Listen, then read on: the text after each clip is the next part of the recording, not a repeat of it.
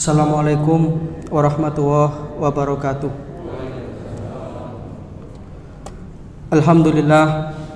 Alhamdulillahilladzi amsayna ala fitratil Islam wa ala kalimatil ikhlas wa ala dini nabiyyina Muhammadin sallallahu alaihi wasallam wa ala millati abina Ibrahim hanifan muslima wa ma kana minal musyrikin.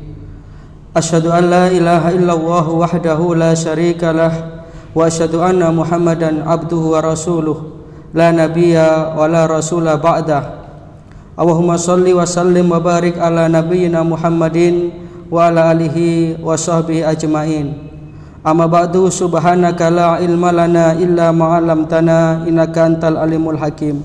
Rabbi shrah li sadri wa yassir li amri wahlul 'uqdatam min lisani yafqahu qawli. Allahumma ja'alna minal ladzina yastami'unal qawla fayattabi'una ahsana. Ulaika hadahumullah wa ulaika hum ulul albab. Bapak Ibu hadirin jamaah pengajian rutin Sabtu malam Ahad rahimakumullah. Mari kita dari hati yang paling mendalam senantiasa mengaturkan rasa syukur kita sebagai pernyataan terima kasih kita ke hadirat Allah Subhanahu wa taala atas segala nikmat dan karunia yang telah diberikan, yang dengan kesyukuran itu mudah-mudahan nikmat yang telah diberikan Allah tersebut senantiasa bertambah sebagaimana janji Allah dalam Al-Qur'an, la in syakartum la azidannakum wa la in kafartum in adzabi lasyadid. Kalau kita bersyukur maka nikmat itu akan ditambah, tapi kalau kita ingkar maka nikmat itu akan berubah menjadi azab. Mudah-mudahan dengan kesyukuran ini nikmat yang diberikan Allah Ta'ala akan senantiasa bertambah dan bertambah. Bertambahnya kebaikan-kebaikan itulah yang disebut dengan al-barokah, keberkahan hidup. Termasuk pada malam hari ini kita mau ngaji ini kan dalam rangka memberkahi usia kita. Ya, maghrib sampai isya itu kan tidak lama. Jangan jajal antri sego goreng niku maghrib isya ket mari. Ya, tidak lama maghrib sampai isya itu.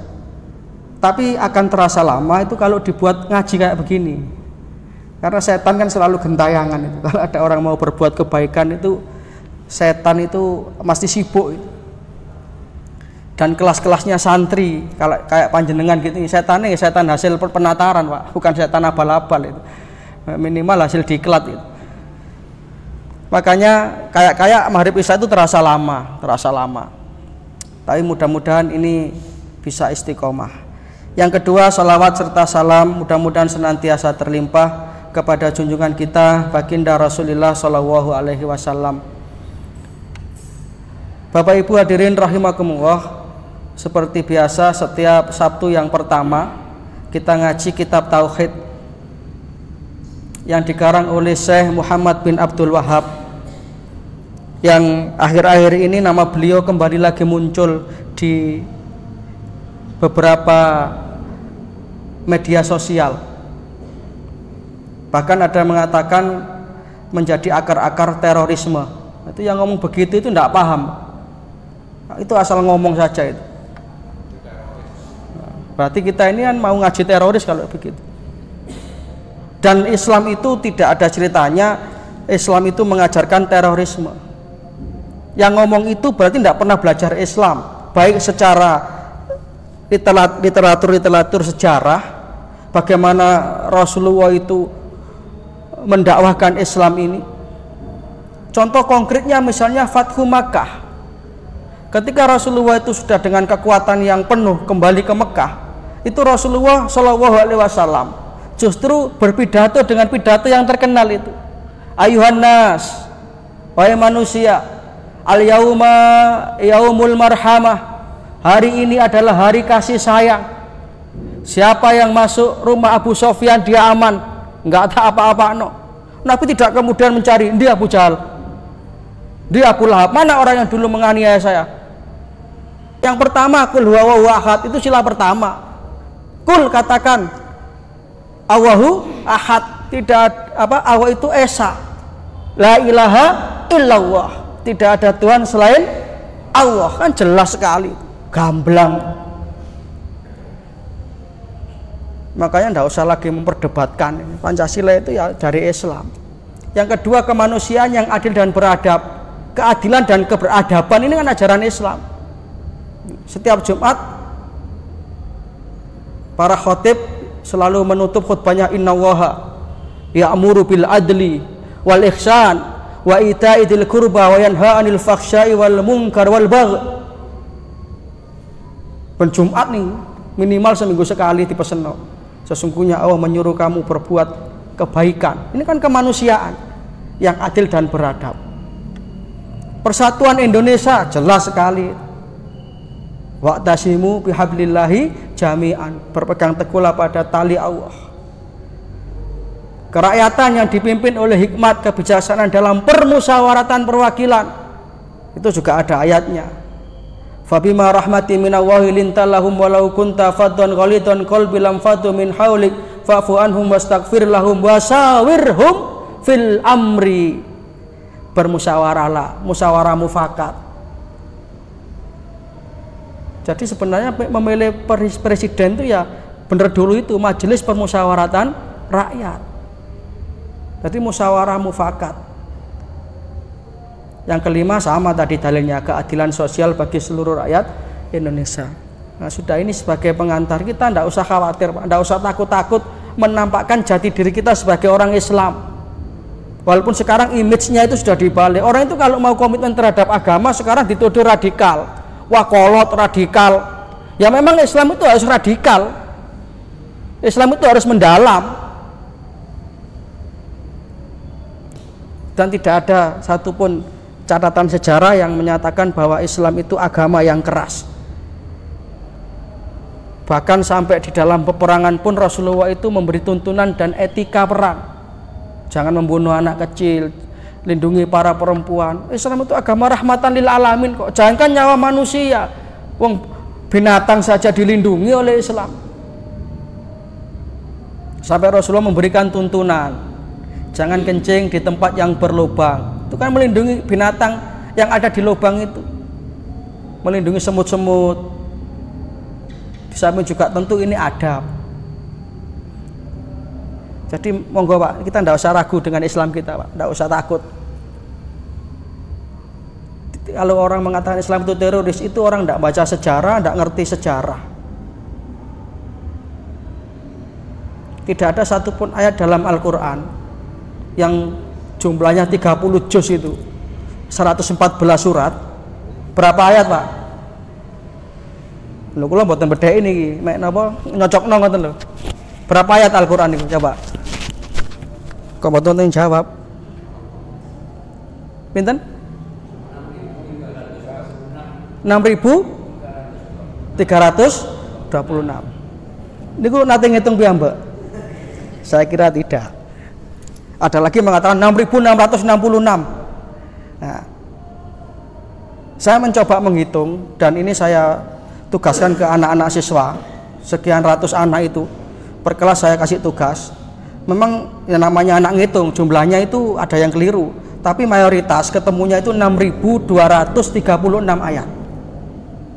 Makanya coba nyeran hitung, Fatihah 7 ayat, Al-Baqarah 286, Ali Imran 200, itu ketemunya 6.236 ayat. Walaupun ada sebagian perbedaan pendapat, karena ada yang mengatakan surat ayatul basmalah, ayat bismillah ini termasuk bagian dari surat itu atau hanya pembatas ya. Tapi kalau kita sesuai dengan nomor atau jumlah surat dalam Al-Quran, itu ketemunya 6.236 ayat. Nah, ini. Makanya coba nyenan cek lagi, kalau salah bisa dikoreksi. Podo-podo ada potensi salah nggih. Anggite masuk sing ceramah napa mesti bener ya, mboten Pak. Nggih. Makanya jenengan boleh mengingatkan, tapi nggih tetap dengan cara yang beradab ngoten lho. Tok sepurane tok keliru mbok sampekno iku tok ngoten lho. Tok keliru kon ngomong gelambiar kon niku. Wis ojo anu kon tapuk kene ngomong itu ya. Sama kita sama-sama belajar ini. Itu jumlah ayat dalam Al-Quran. Itu tidak ada satupun yang mengajarkan kekerasan. Justru Islam itu agama rahmatan lil alamin, bukan hanya rahmatan linnas, bukan hanya rahmatan lil muslimin, tetapi rahmatan lil alamin, rahmat bagi semesta alam, ya seluruh makhluk Allah, tidak terbatas. Makanya kalau ada orang mengaitkan teroris dengan Islam, mohon maaf, dengan tampilan-tampilan ini wis gak kena nih. Padha karo dicokot semut marono ngobong omahe. Kan semut tak bonge omahe. Nah, itu namanya di dalam bahasa Arab disebut jahil murakkab. Jahil murakkab niku napa? Lek bodoh tok niku jahil. Lek jahil murakkab niku bodoh kuadrat. Bodoh dikali bodoh. Dalam bahasa Jermannya bodoh itu disebut goblok. Bahasa Arabnya jahil. Makanya lebih-lebih tokoh ya, itu omong itu harus hati-hati Pak, harus hati-hati. Saking termasuk orang Islam Indonesia ini sabar-sabar Pak. Tidak tahu apa sabar apa tidak punya cara untuk membalas, tapi yang jelas harusnya tadi itu loh. Kalau memang kita ini itu radikal, yang 20% tadi sudah habis dari dulu. Nah sudah, ini sekarang kita ngaji tauhid nih. Ini ngaji politik titik-titik. Dan dengan iman inilah orang itu akan apa ya? Akan nampak kemapanannya dalam beragama. Ini ukurannya ya tauhid ini Pak, iman ini Pak. Sebentar lagi Ramadan, yang dipanggil Allah untuk berpuasa itu ya iman ini. Ayatnya jelas, Allah tidak memanggil orang-orang Islam, bukan. Ayatnya tidak ya ayyuhalladzina aslamu, tidak. Karena tidak semua orang Islam puasa kok.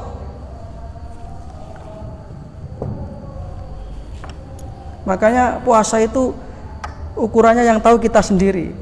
Jadi kalau ada sabda Rasulullah yang menyatakan man fariha bidukhuli Ramadan, siapa yang hatinya itu bahagia, itu yang tahu kan kita sendiri. Hati kita itu dengan puasa itu bahagia atau tidak, atau biasa-biasa saja.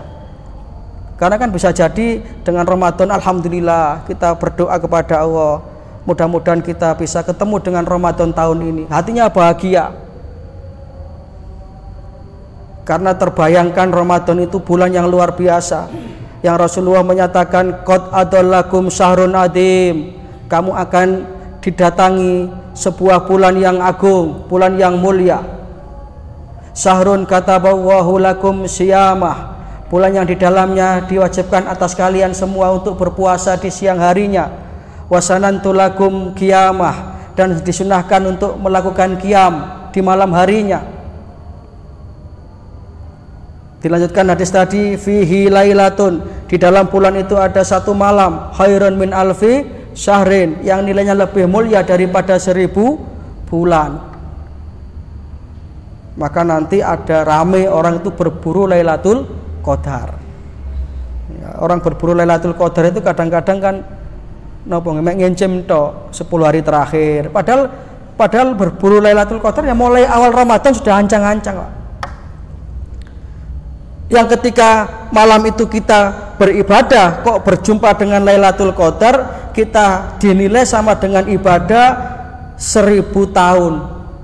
Kalau dikonversi ke bulan 1000 bulan ya. 1000 bulan. Kalau dikonversi ke tahun itu kurang lebih 83 tahun. Hanya kita tuntaskan dalam ibadah satu malam. Napa gak hebat nih? Ini yang tidak diberikan pada umat-umat yang terdahulu. Jadi kok ketika itu kita pas taraweh, kita pas tadarus Quran, dihitung sholat selama 83 tahun. Tapi niki fadhail amal lho nggih, mboten terus mari ngono. Aku ingin Lailatul Qadar kowe oleh aku. Sosok sian. Tak ngasose aku sak wulan ae. Wah, mboten saged ngoten. Lah kok pas malam Lailatul Qadar niku kalau kalian jenengan kok sare, niku padha karo sare 83 tahun.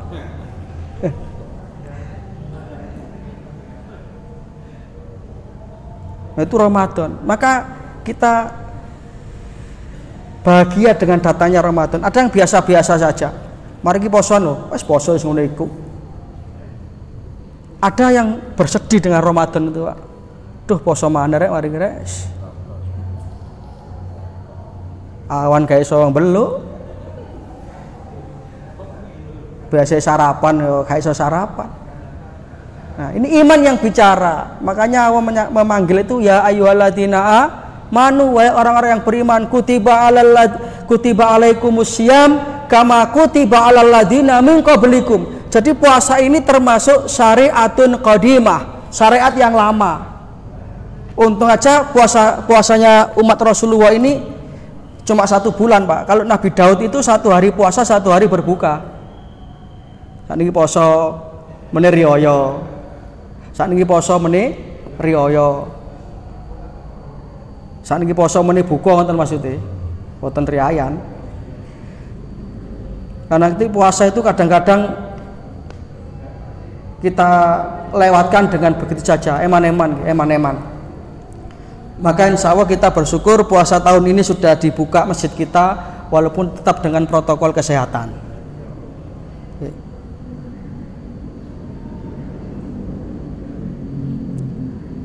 Ini yang menyambut iman.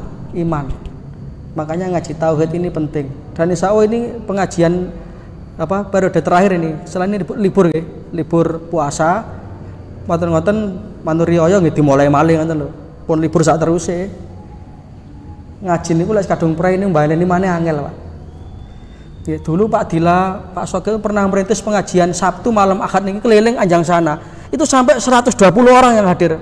Nggih Pak nggih. Saniki entek, Pak. Nggih karek niki. Niki termasuk pilihan niki. Niki mon gak udan niki.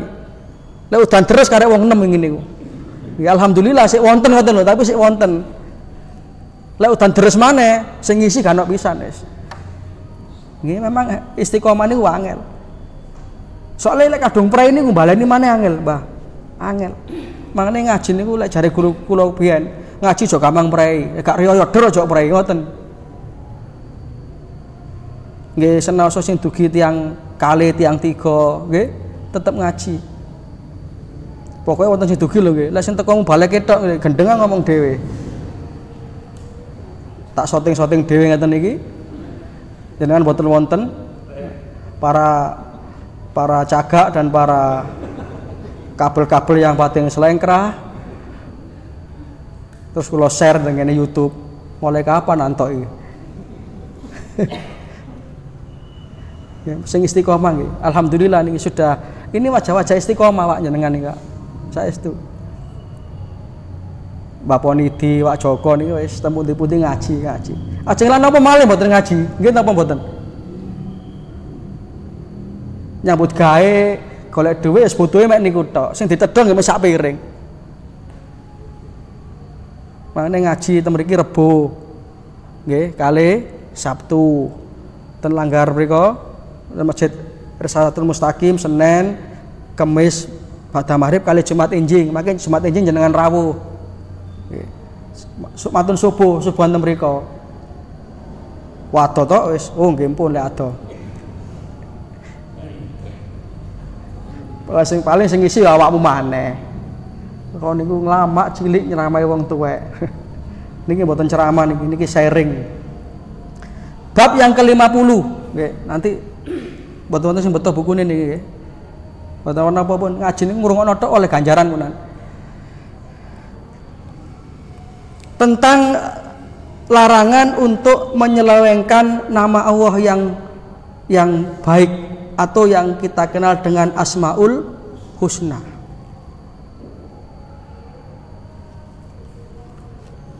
Di dalam Al-Qur'an surat Al-A'raf ayat 180. Oke, saged njenengan pirsani. A'udzubillahi minasyaitonir rajim. Walillahil asmaul husna fad'uuhu biha wa darul ladzina yulhiduna fi asma'ih sayujzauna ma kanu ya'malun. Walillahil asmaul husna, hanya milik Allah lah al asmaul husna, nama-nama yang baik. berarti yang lain tidak berhak. Maka nama itu kalau sudah melekat kepada Allah mesti ada kata-kata maha. Kalau manusia mengasihi sekedar mengasihi boleh, tetapi kalau Allah itu maha pengasih. Nah bedanya, kalau Allah itu mengasihi, Allah itu tidak boleh kasih. Orang beriman dikasih, orang kafir pun dikasih. Kalau kita belum tentu, Pak. Kalau ada orang yang mungkin dengan kita itu memusuhi, jangan gelem ngekei, mboten kira. Lek celaka tambah seneng. Kalau Allah Maha Pengasih tidak boleh kasih, Maha Penyayang tidak pandang sayang. Tapi kalau sayangnya ini baru dipilih oleh Allah hanya untuk orang yang beriman. Maka Ar-Rahman, Ar-Rahim. Ar-Rahman ini berlaku umum untuk seluruh makhluknya. Tapi Ar-Rahim ini khusus diberikan kepada hambanya yang beriman.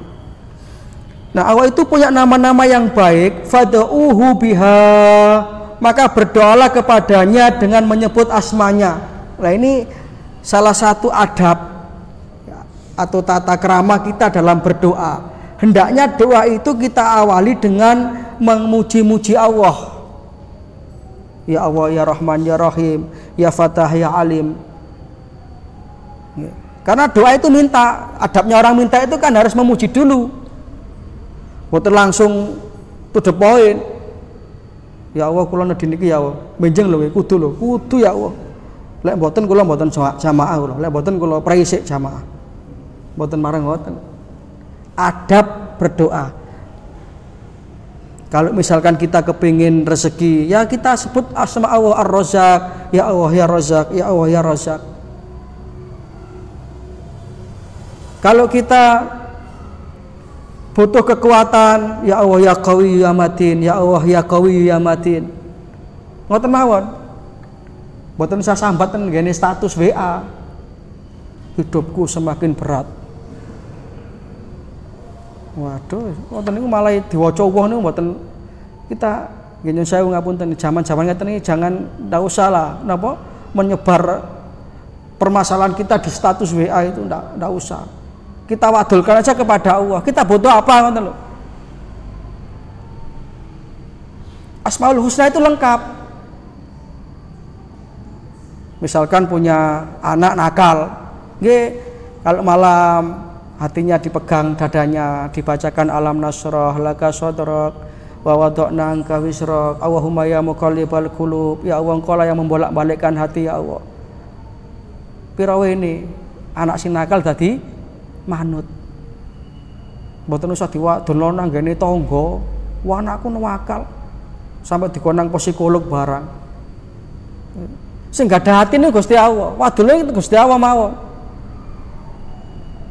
Cek nemu solusi.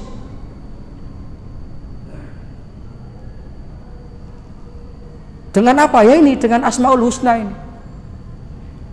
Dengan Asmaul Husna. Bapak lari-lari, lah ibuke kok terus mure-mure. Karena masalah rumah tangga kan mesti ada saja toh, Pak. Tidak menutup kemungkinan itu. Lek pas ibuke sare jenengan tuti bathuke sumum bukmun yung fahum. Niku lak dongane napa? Lek berkirik. Boten nggih. Artinya kita lembutkan hati orang itu dengan memohon kepada Allah.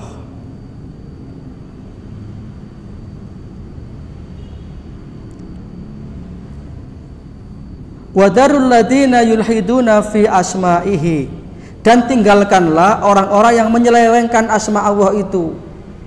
Kenapa? Karena sayud zauna makanu ya'malun, karena mereka nanti pasti akan mendapatkan balasan dari apa yang mereka kerjakan. Nah,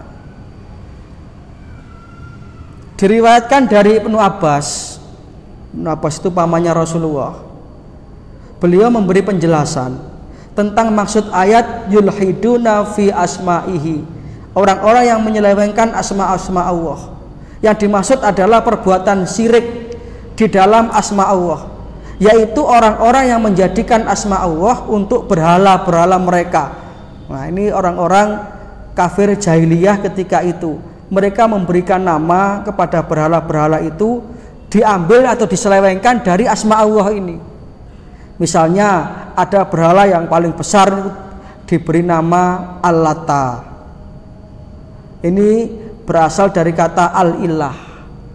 Ada yang diberi nama Al-Uzza. Ini dari kata Al-Aziz. Nah, ini termasuk kesyirikan. Makanya kita itu harus betul-betul mantap, Pak. Siapa Tuhan kita? Allah. Siapa yang menentukan takdir segala yang terjadi di alam ini? Allah. Ngapunten, kadang-kadang kita sendiri yang mensamarkan. Ya apa anu nih? Kabare anu kok apa jare sing ngecat Lombok? Apa jare sing nguyahi segara? Sing ngecat Lombok niku sinten? Apa jare sing ndek dhuwur? Oh, sing ndek dhuwur. Langsung saja kalau orang itu beriman, semua apa jari Gusti Allah. Nggak usah kita bertele-tele, apa jari sing nguyahi segara, sing ngecat Lombok, itu kadang-kadang omongan seperti itu. Kita nggak usah ikut-ikut itu. Langsung saja, semua apa kata Allah. Inna waha ala kulli syai'in qadir. Allah maha berkehendak terhadap segala sesuatu. Nah, di dalam bab ini ada beberapa pelajaran. Yang pertama, kita wajib untuk menetapkan asma Allah sesuai dengan keagungan dan kemuliaannya. Yang kedua, semua asma Allah itu adalah husna, adalah baik.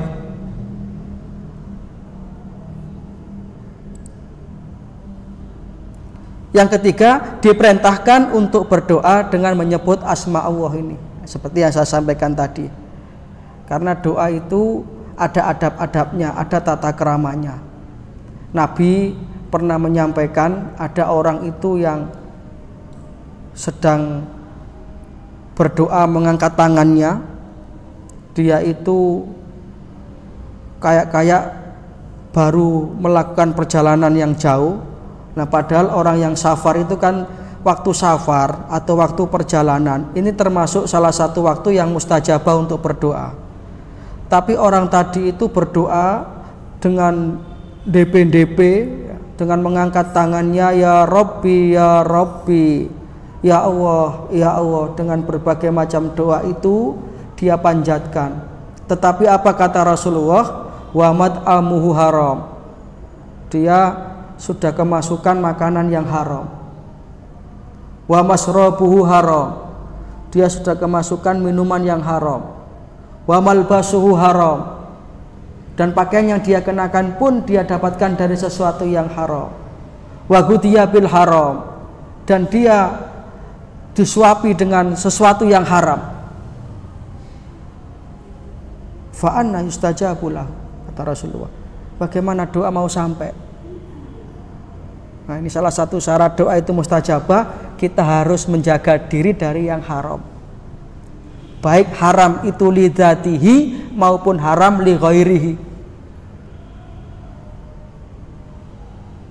Termasuk seorang bapak itu kalau memberikan makan pada anaknya yang haram, jangan heran kalau nanti anak ini jadi anak yang sulit dikandani.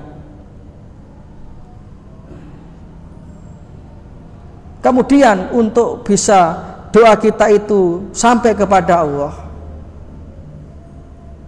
setelah kita bersihkan diri kita dulu, maka tadi Rasulullah menuntunkan awali dengan membaca puji-pujian kepada Allah, kemudian awali dengan bertaubat, baca istighfar. Istighfar ini juga menjadi pembuka terkabulnya doa. Seringkali saya sampaikan istighfar ini kan banyak sekali macam dan ragamnya. Bisa kita baca istighfarnya Nabi Adam, Rabbana zalamna anfusana wa in lam taghfir lana wa tarhamna lanakunanna minal khasirin. Bisa kita baca istighfarnya Nabi Yunus, la ilaha illa anta subhanaka inni kuntu minadz zalimin. Atau kalau ingin yang lebih jos, ya, yang disebut dengan Sayyidul Istighfar, yang diajarkan oleh baginda Rasulullah sallallahu alaihi wasallam. Allahumma anta rabbi la ilaha illa anta khalaqtani wa ana abduka wa ana ala ahdika wa wa'dika mastata'tu a'udzubika min syarri ma sana'tu abu'u laka bi ni'matika alayya wa abu'u bi dzambi faghfirli fa innahu la yaghfiru dzunuba illa anta. Kata Rasulullah, siapa yang membaca ini termasuk satu di antara adkarus sabah wal masa, zikir pagi dan petang.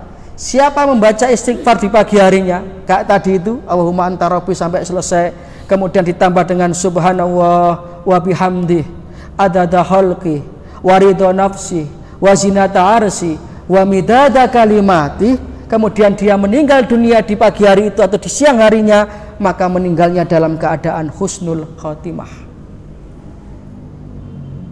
Nah, niki resep dugi Kanjeng Nabi. Maka jangan kita tinggalkan. Ya minimal satu kali lah kita baca setiap selesai sholat. Allahumma anta rabbi la ilaha illa anta khalaqtani wa ana abduka wa ana ala ahdika wa wa'dika mastata'tu a'udzubika min syarri ma sana'tu abu'u laka bi ni'matika alayya wa abu'u bi dzambi faghfirli fa innahu la yaghfiru dzunuba illa anta. Ini akan membersihkan diri kita dan akan menyebabkan doa kita cepat terkabul. Di samping juga kita harus bisa memilih juga waktu-waktu yang mustajabah untuk berdoa. Nah, misalkan yang waktu harian, ada waktu mingguan. Waktu harian yang mustajabah untuk berdoa itu pada sepertiga malam yang terakhir. Kalau ini habis waktunya Pak Tila. 5 menit. Tanya jawab napa? Lanjut mawon nggih? Nggih. Barang nek nyantakoni kula gurung karo iso jawab kok. Mesti lanjut mawon. Sepertiga malam yang terakhir. Ini waktu yang mustajabah untuk berdoa. Yang zinu rabbuna tabaraka wa ta'ala kula lailatin ila sama'id dunia. Allah subhanahu wa ta'ala turun ke langit dunia ini pada sepertiga malam yang terakhir. Ketika itu Allah menantang hamba-hambanya, siapa yang pada saat ini meminta kepada aku kabulkan. Siapa yang pada saat ini mohon ampun kepada aku ampuni. Ini waktu yang mustajabah untuk berdoa. Makanya waktu sepertiga malam itu sepi.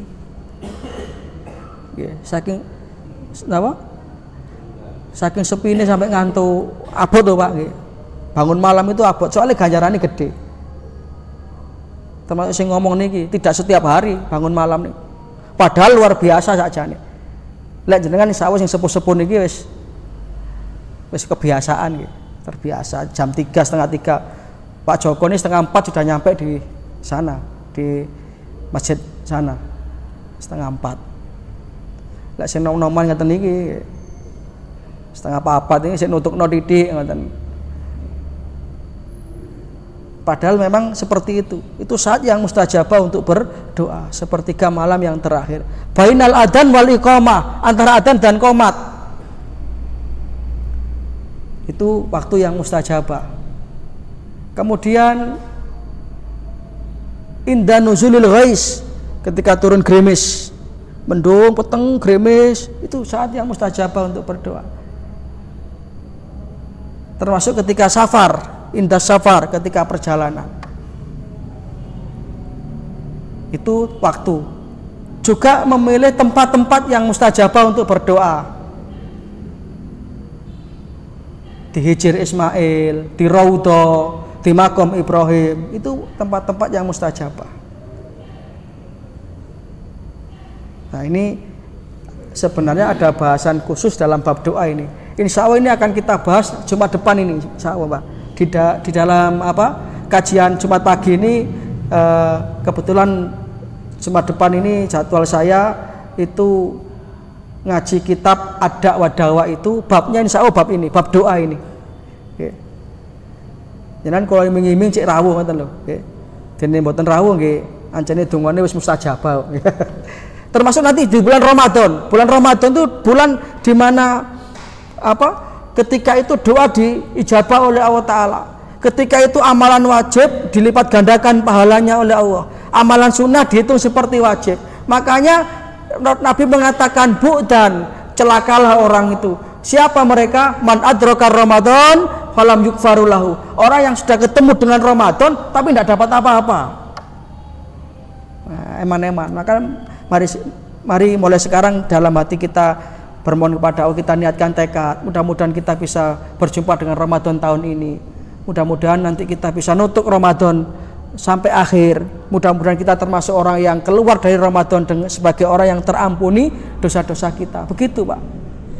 Amin ya robbal alamin. Karena luar biasa sekali.